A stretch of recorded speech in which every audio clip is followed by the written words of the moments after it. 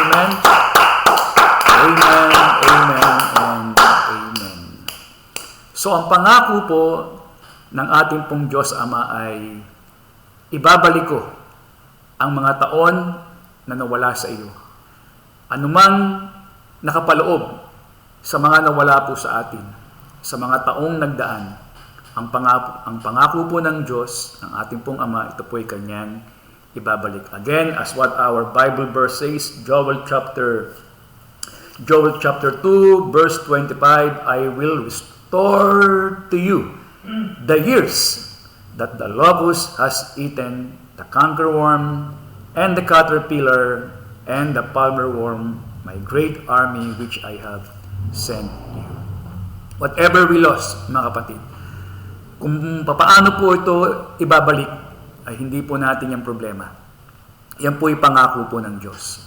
Kaya po sa mga nagdaang pong Wednesday, kayo po at ako ay hinihikayat ng ating aralin na wag lamang tayong basta maging passive na kapag meron po mga bagay na feeling po natin ay nawala po sa atin. Just accept na ito po ay nawala. But rather, we have the promise of God, I will restore to you the lost years. Ilang taon man yan ang nasayang po sa atin. Bagamat tayo po'y maaaring naghihinayang, nalulungkot sa mga bagay po na nawala po sa atin. But God is able to restore the lost years to you and to me, and to each and every one of us. Can we say amen? Amen. Amen and amen.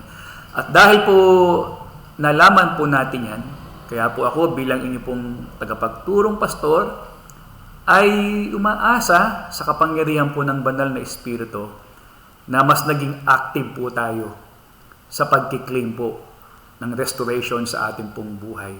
Dangan, sabi nga po natin as a sort of review, we must be active in claiming God-given promise of restoration. Nais po ng Diyos na tayo po ay maging active sa pag-claim po ng restoration.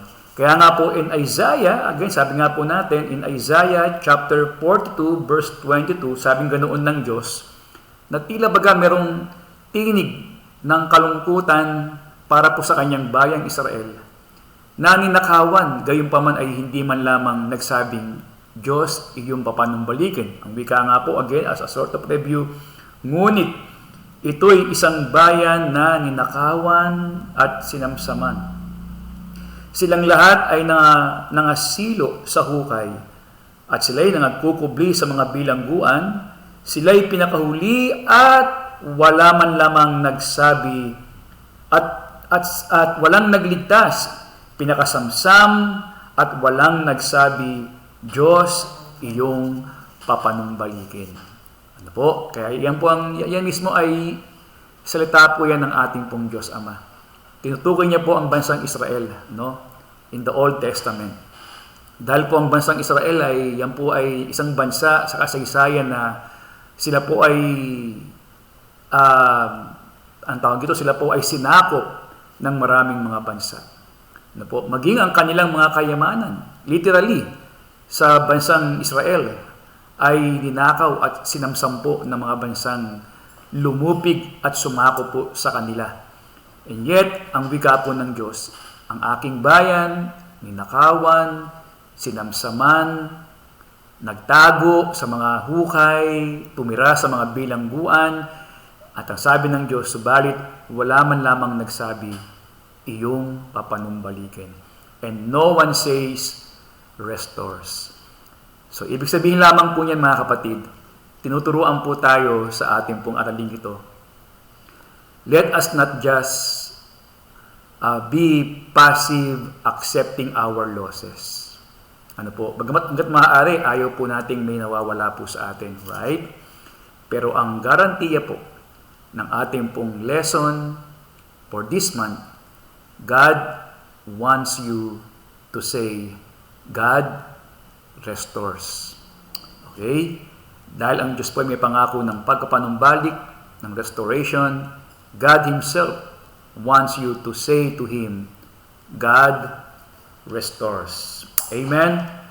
Now, mga kapatid, what if, okay, what if you are the offender or the injurer?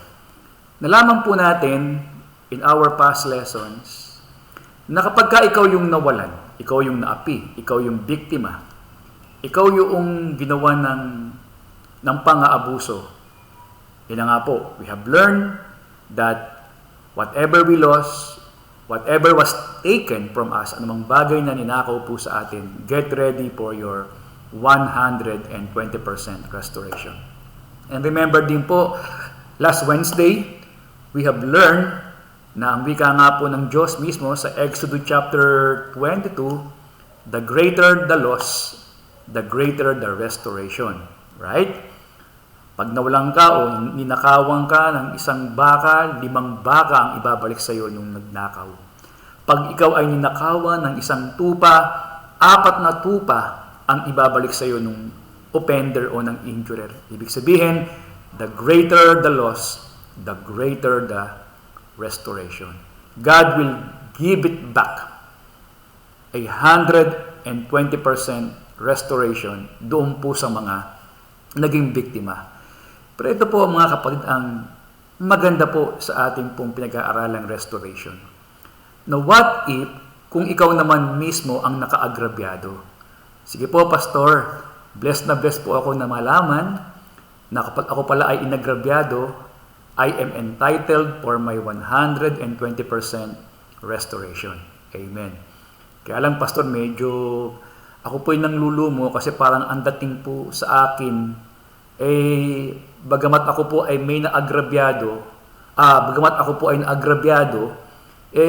ako rin po ay tila baga meron din po akong naagrabyado.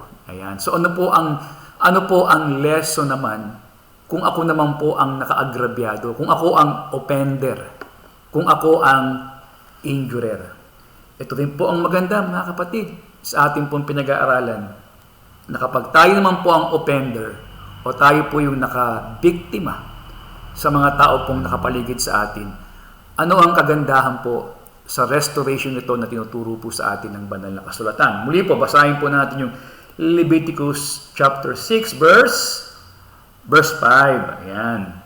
O anumang bagay na kanyang sinumpaan sa kabulaanan na isa sa uli niya, okay, it's the keyword, na isa sa uli niya ng buo at dadagdagan niya pa ng 5 bahagi niyaon sa may-ari at ibibigay niya sa araw sa pagkakasumpong sa kanya sa araw ng paghahandog niya para sa kasalanan.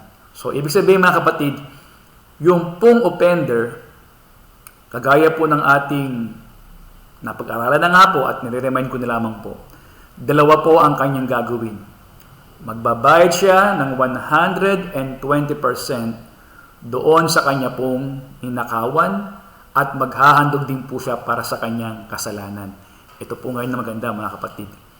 Alam niyo po ba na makinig po kayo don't miss it mga kapatid, napakaganda po ito, that in the trespass offering, Christ took your place as the injurer. Sa trespass offering na ngayon po yung ating pinag-aaralan, yung paghahandog po para sa kasalanan. Ang wika po, in the trespass offering, Christ Himself took your place as the injurer and He became liable to restore what He has not stolen. Oh, hallelujah!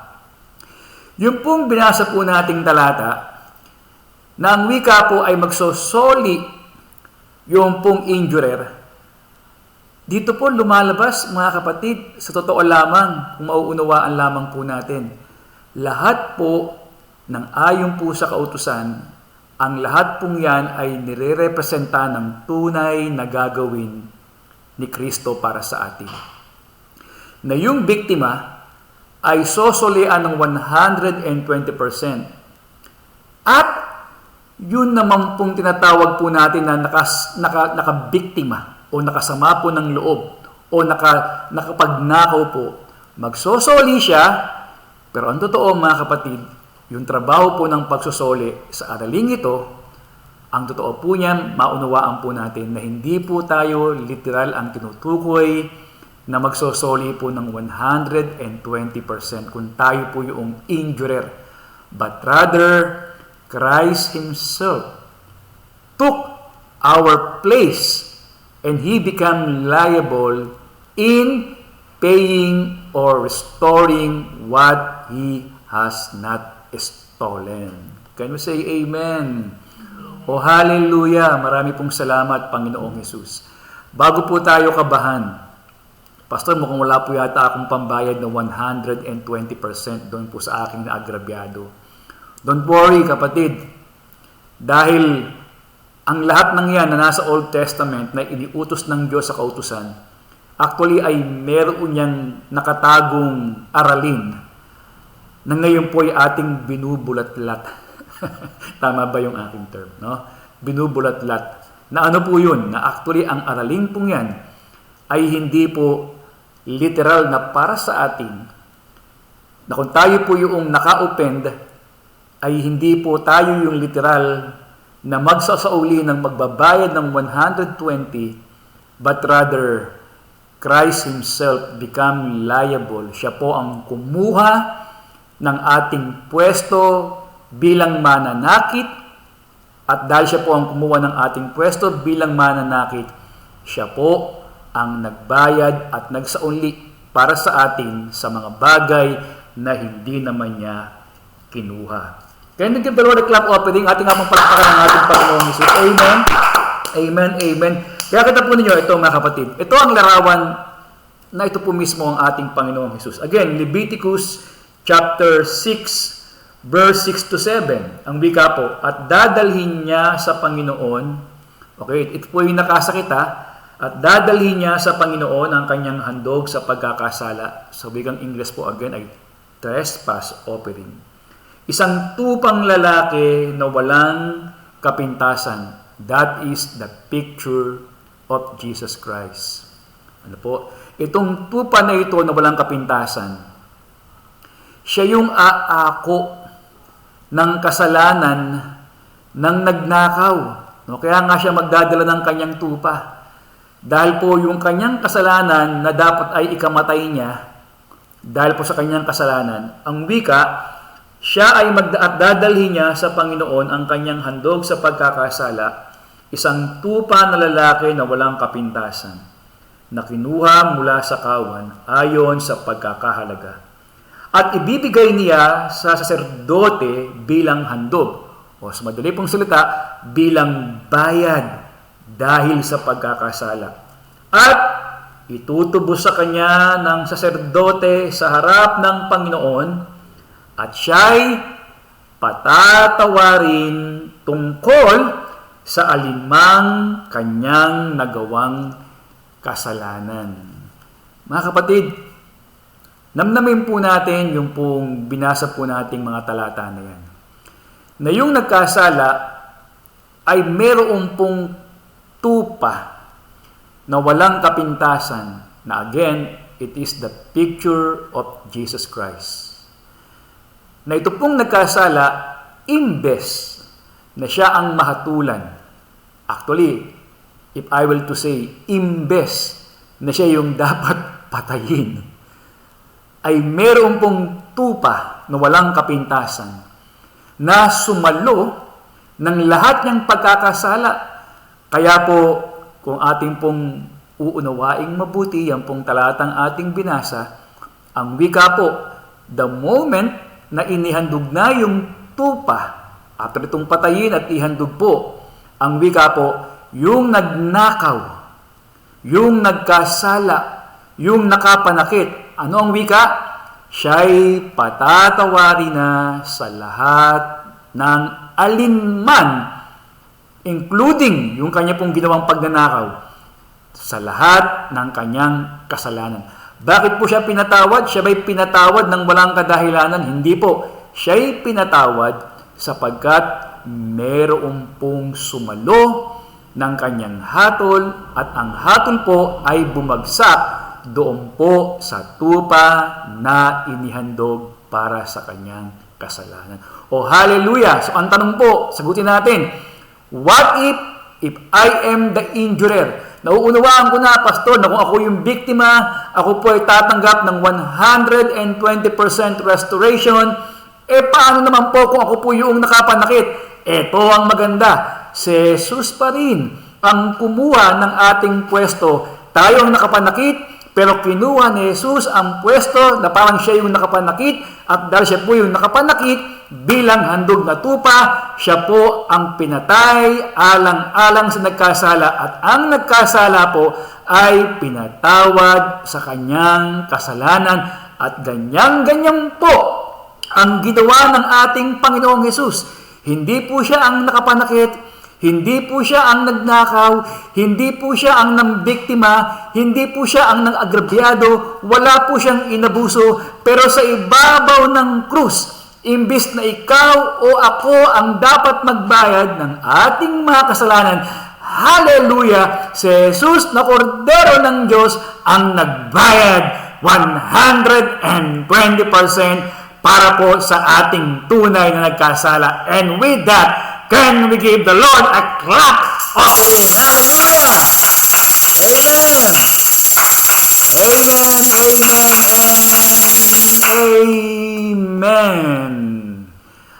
Kaya po mga kapatid, if I will, yung Bisaya, if I will to tell you this mga kapatid, sa teachings po ng Diyos, sa kautusan, sa aralin po ng trespass offering, ang totoo po niyan, tayo pong mga tao, tayo po ay gainer sa ginawa po ng ating Panginoong Hesus. Na nire-represent, na actually po ay in the Old Testament ay nire-represent po ng mga tupa. Gainer po tayo. Because kung tayo yung nabiktima, we are entitled for your 120% restoration. And yet, kung ikaw naman yung nakabiktima, Christ took your place. As the offender, that is why Christ Himself paid whatever your obligation. Imbis na ikaw ang magbayad, ang totoo po niyan, may nagbayad para sa iyo. Walang iba kung hindi ang ating Panginoong Hesus. Alam po ninyo mga kapatid, how I hope and I pray na ito pong ating pinag-aaralan itong restoration ay mag-ring in the ears of all the believers. Sana po ito po umalingaw-ngaw sa lahat po ng mga pandinig ng lahat po ng mga mananampalataya, para makita po natin ang kasaganaan po ng biyaya ng Diyos. Na in both ways, we become a gainer sa aralin natin ito. Kung ako ay nasaktan, I am entitled for my restoration. Pero kung ako naman yung nakapanakit, Christ took my place to pay or to restore whatever na ako yung kumuha, pero siya po ang nagsauli. Kaya nga po, in John chapter 1 verse 29, nang makita po ni John the Beloved ang ating Panginoong Hesus na naglalakad doon sa ilog ng Jordan. Habang nagbabaptize po si John the Beloved, nang makita niya ang Panginoon, sabing ganun ni John the Beloved, ni John the Baptist. Sabi po ni John the Baptist, "Behold, the Lamb of God who takes away the sin of the world." Behold, very excited po si John the Baptist na habang siya po ay nagbabaptize. And so far ay meron pong ilang mga Hudyo na akala nga nila ay si John the Baptist na yung promised Messiah or Savior. Kaya nga po nung lumapit po si Christ kay John the Baptist, ang wika po ni John the Baptist mula sa kanya ay itinuro niya ang mga tao po kay Kristo nang sabi niya ganoon, "Narito ang kordero ng Diyos, hindi lamang po nagtatakip. Ang wika po ay nag-aalis ng kasalanan ng sanglibutan. Pastor, nasa Bible po ba yan? Yes, basahin ninyo. John chapter 1 verse 29, sabi ni John the Baptist, "Behold, here is the Lamb of God that takes away the sins." The sin, actually sin singular. Kasi po yung sin itself, no, yung sin itself na nagpo-produce po ng sins ay sa pamamagitan po ng korderong ito na walang iba kundi ang ating Panginoong Hesus. Inalis niya. Binayaran niya. Kaya po, yun po ang katotohanan na everything about in the Old Testament, in the trespass offering, actually po, it is a clear picture of what Christ will do in the future bilang totoong kordero ng Diyos. Lahat po ng mga paghahandog sa Old Testament, yung pagkapatay po ng mga tupa, yung pong pagbubuhos ng dugo, upang sila po ay mapatawad. Actually po ay upang ang kanilang mga kasalanan ay pansamantalang takpan mula sa mata ng Diyos. Ang lahat po niyan ay nangyayari bilang isang larawan ng totoong paparating na tupa o kordero ng Diyos, na walang iba kung hindi po si Jesus. Kaya naman po nang dumating po ang ating Panginoong Jesus, again, as I am saying, John the Baptist was so excited, pointing to Christ. Everybody at the Jordan, sabi niya, "Behold, here is the Lamb of God who takes away the sin of the world." Kaya po si Jesus, bagamat hindi po siya yung nagnakaw, hindi po siya yung nakapanakit, hindi po siya yung agrabyado, at wala po siyang sinamantala, and yet bilang kordero ng Diyos, kinuha niyang lahat, yung ating pananamantala, yung ating pang-aabuso, o yung ating pang-agrabyado, o sabihin natin lahat ng mga nagawa nating palpak o kamalian sa ating mga sarili o sa ating mga kapwa o sa ibang tao, ang lahat ng yan, Christ became the liable Lamb of God, and at the cross, He is the Lamb of God who takes away the sin of the whole world. And I believe that the Lord Jesus Christ deserved a clap offering, mga kapatid. Amen. Amen, amen, and amen. Ano ang katibayan, mga kapatid, na ang Old Testament po ay it's all about Jesus Christ and His coming work. Ano ang katibayan na ang Old Testament po na lahat ng mga nangyari po sa lumang tipan sa kautusan ay tumutukoy lahat kay Jesus at sa kanyang gagawin na pagliligtas. Kita po ninyo, mga kapatid. Let me hear you or let me read you this verse.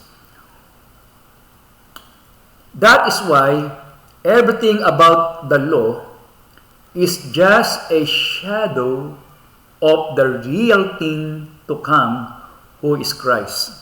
Itong talatang babasahin po natin, mga kapatid, ay nagpapakita in Hebrew chapter 10, ay nagpapakita po na lahat ng mga bagay po sa lumang tipan, sa kautusan, ang lahat po niyan ay anino lamang ng tunay na mabuting bagay na darating. Read my lips, mga kapatid. Everything about the Old Testament in the law, according to the Bible in Hebrews chapter 10, verse 1, is only but a shadow of the real things to come. Basahin po natin, mga kapatid. Hebrews chapter 10, verse 1. Sapagkat ang kautusan, okay po, nakita po ninyo, ha? Sapagkat ang kautusan, everything, lahat na may kinalaman sa kautusan, sapagkat ang kautusan na may isang anino. Nabasa po ninyo mga kapatid?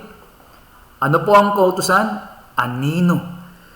Sapagkat ang kautusan na may isang anino ng mabubuting bagay na darating. It's a shadow of the real good things to come. Hindi ang tunay na larawan ng mga bagay na kailanpaman ay hindi maaaring magpasakdal sa mga nagsisilapit sa pamamagitan ng mga hain na laging inihahandog taon-taon. Ang wika po, ang mga kapatid, ng writer po ng Hebrew, ang kautusan ay anino ng mabuting bagay na darating. Yung kautusan, hindi pa siya yung mabuting bagay. Siya'y anino lamang. Bagamat, tanungin ko po kayo mga kapatid, marahil po kung tayo po ay nabuhay sa lumang tipan. Marahil po kung tayo po ay nabuhay sa lumang tipan at tayo po ay nagkasala at madalas tayong nagkakasala. Masasabi natin na mabuting bagay na rin na imbis na yung tayo yung hahatulan at paparusahan, ay mayroong tupa na ihahandog po para sa ating talagang nagkasala. Dahil marahil, kung wala pong tupa na sasalo ng kasalanan natin in the Old Testament, naniniwala po ako na ang daming minu-minuto na mamamatay po sa Old Testament. Bakit po?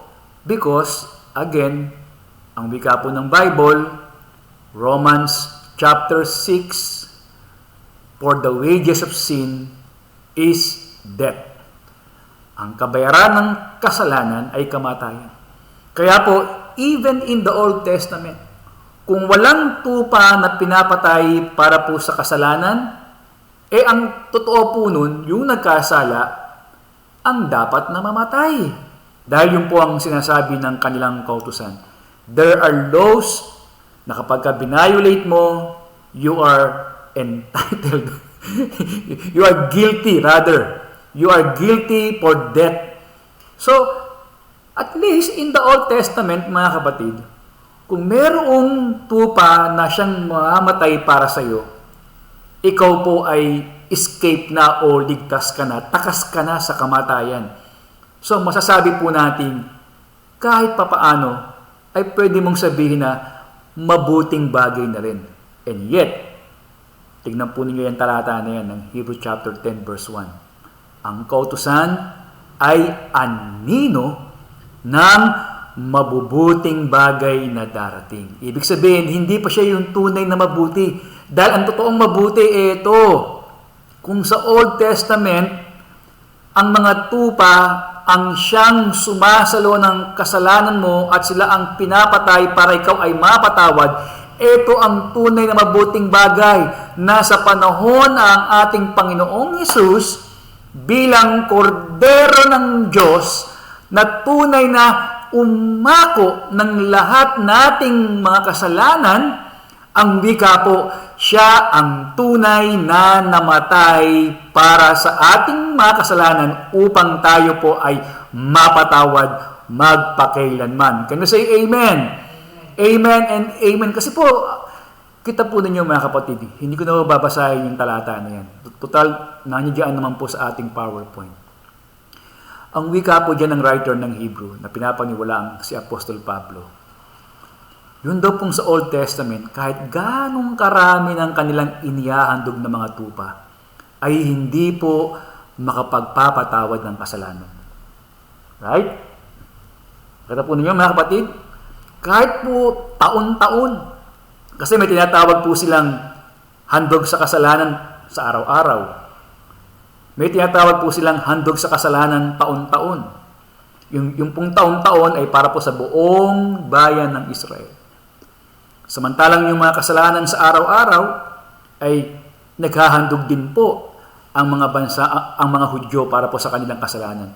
Pero ang wika po ng writer po ng Hebrew, ang lahat ng mga yan ay larawan lamang ng mabuting bagay na darating.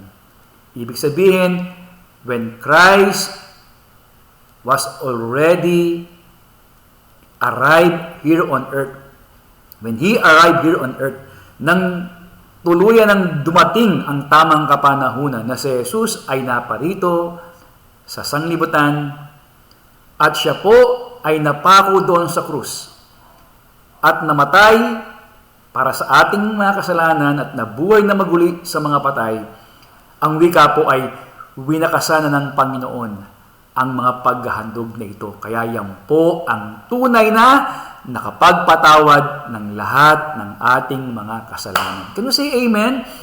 Sa Old Testament, hindi matapos-tapos mga kapatid. Hindi matapos-tapos ang kanilang paghandog kasi po yung kanilang mga kasalanan ay tinatakpan lamang ng mga dugo ng hayop. At kapag sila po ay hindi po nakapaghandog, ay sure po yun na yung judgment ay babagsak po sa kanila. Kaya po kinakailangan kapag nagkasala sila, pupunta po sila doon sa saserdote para po mapatawad ng kanilang kasalanan. Kaya po, ang ating Panginoong Hesus bilang totoong kordero ng Diyos nang siya'y naparito sa sanglibutan at namatay para po sa ating mga kasalanan, once and for all, ay nilinis niya at inalis niya ang kasalanan ng sanglibutan. At ito po ang maganda, sa sino man nasasampalataya po sa ating Panginoon bilang kanyang tagapagligtas, yung pong ibinayad ng ating Panginoon ay para sa iyo at yan ay para sa iyo magpakailan-kailanman because Christ paid whatever things na hindi po niya ninakaw sa kanino pa mang tao. Can you say amen? Binayaran ni Jesus ang mga bagay na tayo po ang nakapanakit, tayo po ang talagang nagnakaw, tayo po ang talagang nag-agrabyado, ganun pa man, ang ating Panginoong Diyos po ang tunay na nagbayad nito. And I believe the Lord deserves a clap offering to us. Hallelujah! Amen! Amen, amen, and amen. Ano po ang kautusan? Anino ng mabuting bagay na darating. There are other Bible teachers took verses in the Old Testament. Alam po ninyo mga kapatid, ito po no, kapag po hindi natin nauunawaan na ang Old Testament po ay larawan lamang o anino lamang ng totoong mabuting bagay na darating, mamamali po tayo ng pag-pick up. Say for example mga kapatid, may mga nagtuturo po ng Bible na ang reference po nila ay ang Old Testament o ang kautusan. Say for example, ito pong ating pinag-aaralan ito, tungkol po sa paghahandog. Ganito po ang kanilang ginawa. Other took verses in the Old Testament and, number 1, they teach about restitution. Alam niyo po ba kung ano po ang ibig sabihin po ng restitution? Yung teaching of restitution. Ang ibig sabihin po ng restitution ay ito. Yan po ay aralin na kapag ka ikaw ay nakapag-agrabyado, magbabayad ka ng higit doon sa iyong naagrabyado. Yung nga po, parang kagaya po ng 120% restoration. May mga nagtuturo po ng Bible na dahil yung po ang sinasabi sa Old Testament, yan po ang doktrina na pinick up po nila. Na ikaw bilang tao, especially kung Kristiyano ka, para mapatawad ka ng Diyos, kinakailangan lahat ng napagkautangan mo, balikan mo. At wag mo lamang bayaran mo sila ng higit pa sa iyong nakuha. Ang tawag po dyan ay the doctrine of restitution. Restitute. Okay? And hindi po tayo nag-aaral ng English, kaya po mahalagang maunawaan na lamang natin na ang ibig sabihin po ng restitution ay lahat ng nagrabyado mo, puntahan mo, balikan mo, at hanggat hindi mo nababayaran, hanggat hindi mo nababalikan, ay meron kang guilt. na nasa iyo. And alam niyo mga kapatid, sad to say, marami pong mga mananampalataya, including myself, na nung hindi ko po nauunawaan yung teaching about itong ating pinag-aaralan ngayon, restoration, somehow I myself, I also pick up or observe yung paniniwala na yun. Ngayon mga kapatid, don't get me wrong. Kung bilang Kristiyano ay meron kang nautangan, abay mabuting bagay po yung magkaroon ka ng ganong commitment na pag sumagana ako o nakaangat ako sa buhay, lumuwag-luwag, babayaran ko yung aking napag-utangan. Can you say amen?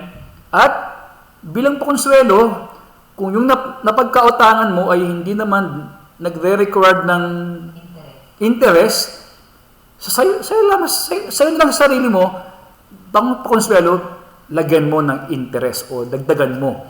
And that's a good attitude. O halimbawa po, any properties na nasa iyo, halimbawa meron kang hiniram na libro sa isang tao, sa kaibigan mo.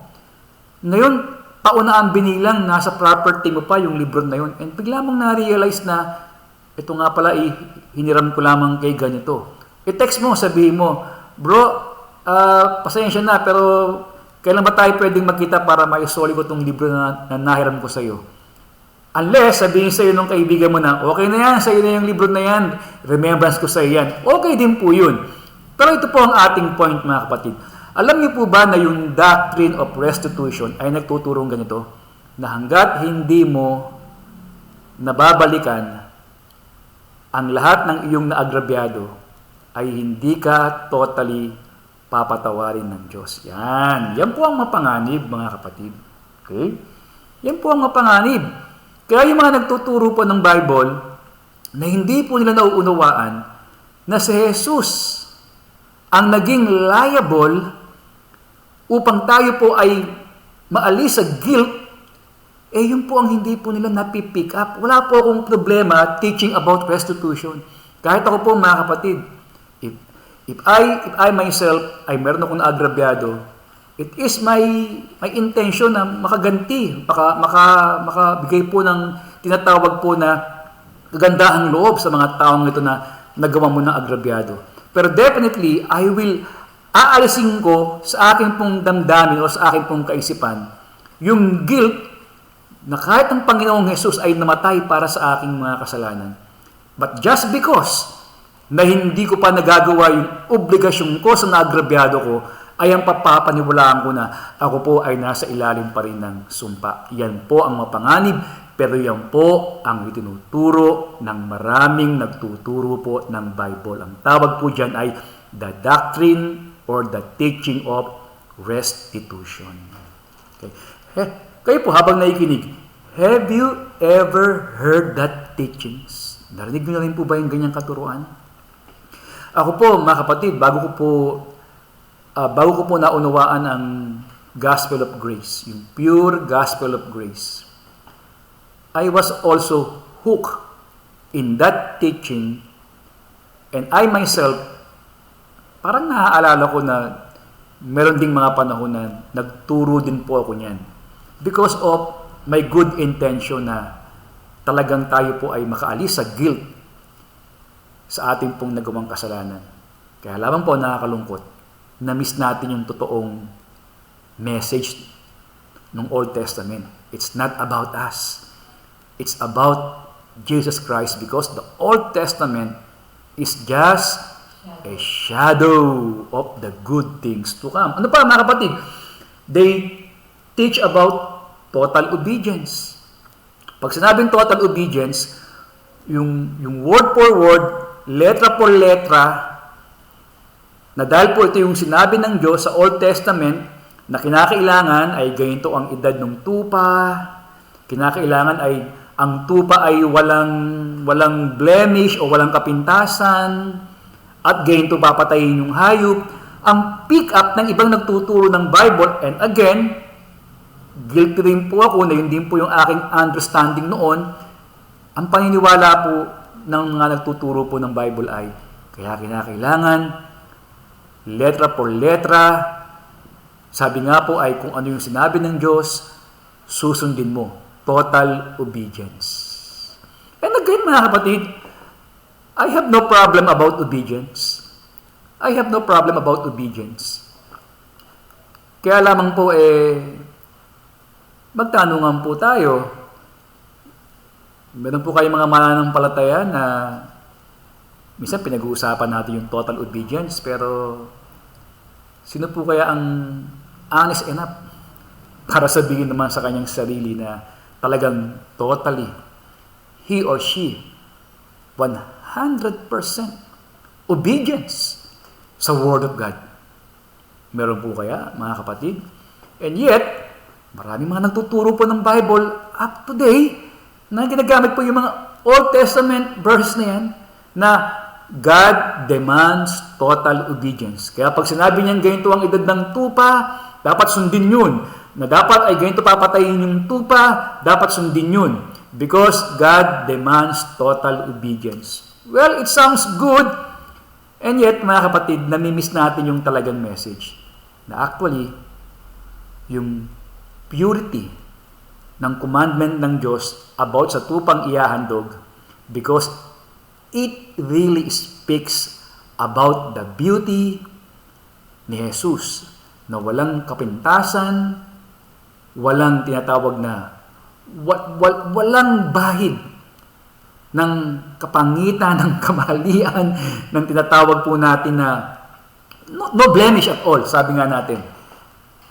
Kaya po, yun ang nire-required ng Diyos. Because again, the Old Testament is the shadow of the good things to come. Yun din pong iba ay giving your best to the Lord. O, yun yan po ang mga tinuturo po nila, yung giving your best to the Lord. And again, mga kapatid, I have nothing against giving your best to the Lord. Ano po? Kasi pag binabasa natin yung Bible, especially po yung may kinalaman po sa mga tupang inihahandog, kapag ka nababasa po natin yung ganun pong requirements ng Diyos na kinakailangan ang tupang ihahandog ay walang kapintasan. Of course, pag hindi mo nauunawaan yung talagang reality ng mensahe na yan, ang dating sa iyo, sa madaling salita, kung ang Diyos ay nagre-record sa Old Testament ang tupang ihahandog ay walang kapintasan, ibig sabihin nun, all I have to give to God is the best. Just like what He required in the Old Testament. Actually, yun po yung ating pick up.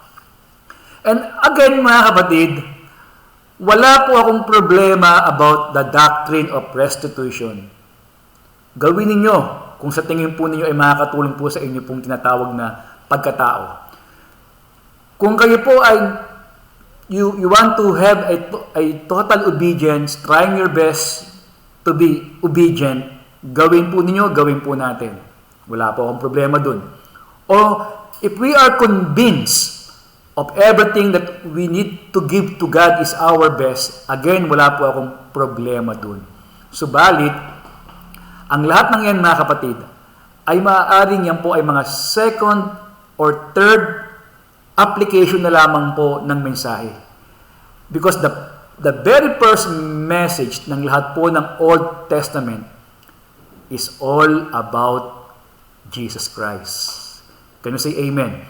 Siya po yung nag-restitution. Ibig sabihin, siya po yung nagbayad para sa atin ng 120%. Can you say amen?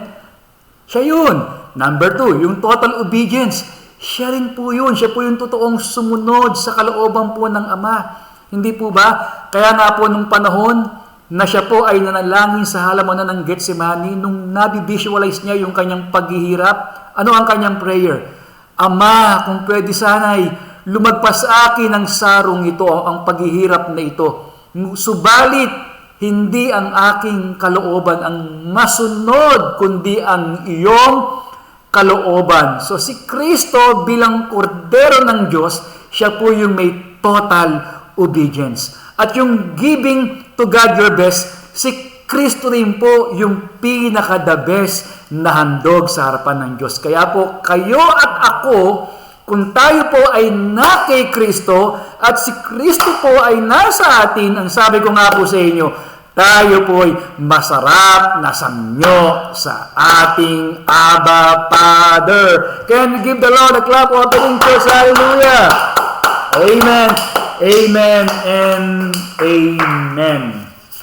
Mga kapatid, never miss the truth that everything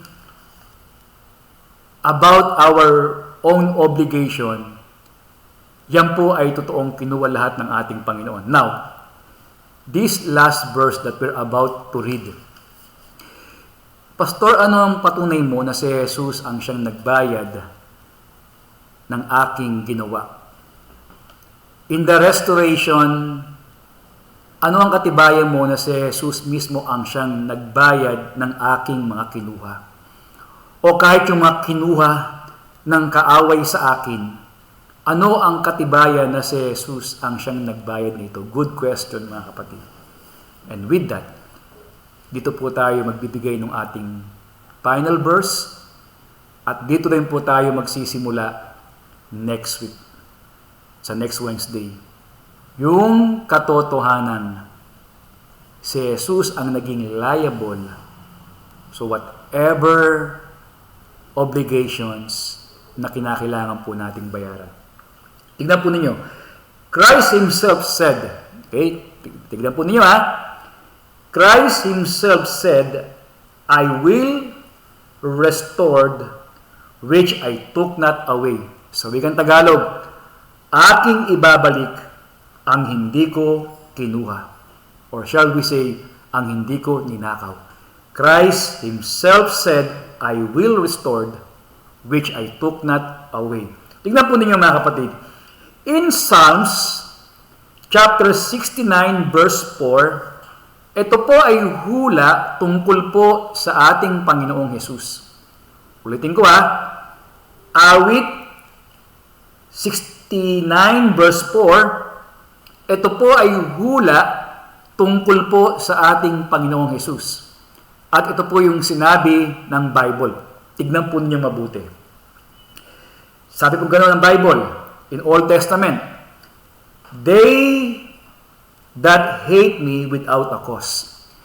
Alam niyo po sa akin pong outline ay niligyan ko po ng guhit yan, yung word na yan. Kasi diyan po tayo magbibigay po ng palatandaan. Paano mo nasabing pastor na si Christ yung nagsabi nito? Ito po, again ha, dahan-dahan po tayo. Sabing ganoon, they that hate me without a cause. Sabi ng Tagalog, ako ay kinapuotan nila ng walang kadahilanan. It speaks about Christ. They that hate me without a cause are more than the hairs of my head of mine. They that would destroy me, being my enemies wrongfully, are mighty. Ito yung word. Then I restored which I took not away. Okay ha, nakatapos ninyo ha. Sabing ganun dyan, then I, merong umako. Sino yung I na yun? Then I restored which I took not away. So, wikang Tagalog, aking ibabalik ang hindi ko naman kinuha. Then I restored which I took not away. Ngayon, sabi ko po sa inyo, sino yung nagsabi na yan na aking ibabalik ang hindi ko kinuha? Then I will restore which I took not away. Mga kapatid, again, kung babasahin po ninyo yung unang verse natin na nagsabi diyan na they that hate me without a cause, eto po. In John chapter 15 verse 25, ito po ang Panginoong Jesus ang nagsasalita po mismo nung malapit na po siyang dakpin ng kanyang mga kaaway. John chapter 15 verse 25, sabi ni Christ, but this is to fulfill what is written in the law, sa kautusan. Ano po yung nakasulat sa kautusan? Sabay-sabay nga po tayo. 1, 2, 3. They hated me without akos. Kita po ninyo mga kapatid. So, ibig sabihin, yung pong Psalms chapter 69 verse 4, na doon po ay sinabi po sa hula na they that hate me without a cause, na nagsabi rin sa bandang huli na, and I will restore which I took not away, ginamit po yan ni Christ, inangkin po niya yan bilang katibayan ng hula. Ano po yung hula na yun? Na siya yung tinutukoy na, they hated me without a cause. At doon po sa talatang yun ng Psalm 69 verse 4, ay doon po sinabi po ng ating Panginoon, then I will restore which I took not away. Oh, hallelujah! Can you give the Lord a clap?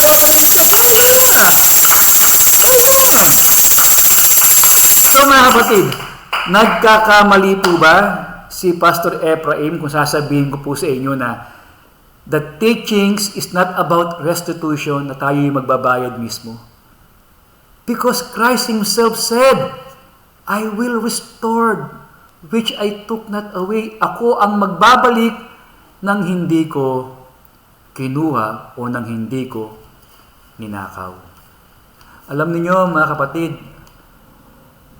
sa totoo lamang po, napakasagana po ng ginawa po ng ating pong Panginoong Jesus para po sa atin. Because the truth is, we can never pay a debt that we owe. Sa totoo lamang mga kapatid, hindi po natin kayang magbayad ng utang na meron po tayo. I tell you that mga kapatid. Bagamat ngayon, ay maraming nagtatangka na magbayad sa Diyos. Pero kung mauunawaan lamang natin ang kagandahang loob po ng Diyos, na siya mismo sa pamamagitan po ng kanyang anak, inako ang obligasyon at responsibility ng ating pagbabayad.